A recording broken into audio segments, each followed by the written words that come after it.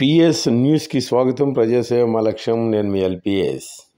బంగ్లాదేశ్లో హిందువులపై జరుగుతున్న మారణ హోమాన్ని నిరసిస్తూ హిందూ సంఘాల ఆధ్వర్యంలో పల్నాడు జిల్లా పెదకూరపాడు నియోజకవర్గం మండల కేంద్రం అమరావతిలో ఈ నెల 27న శనివారం నిరసన ర్యాలీ నిర్వహించారు.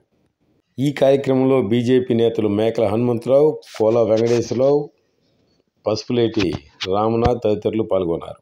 పల్నాడు జిల్లా పెదకూరపాడు నియోజకవర్గం పెదకూరపాడు మండలం పెదకూరపాడు గ్రామంలో పఠాన్ మూసా ఖాన్ కుమార్తె వివాహం సందర్భంగా వెళ్లి నూతన వధూవరులను ఆశీర్వదించిన పెదకూరపాడు నియోజకవర్గం మాజీ శాసనసభ్యులు, పల్నాడు జిల్లా తెలుగుదేశం పార్టీ మాజీ అధ్యక్షులు డాక్టర్ కొమ్మాలపాడి శ్రీధర్.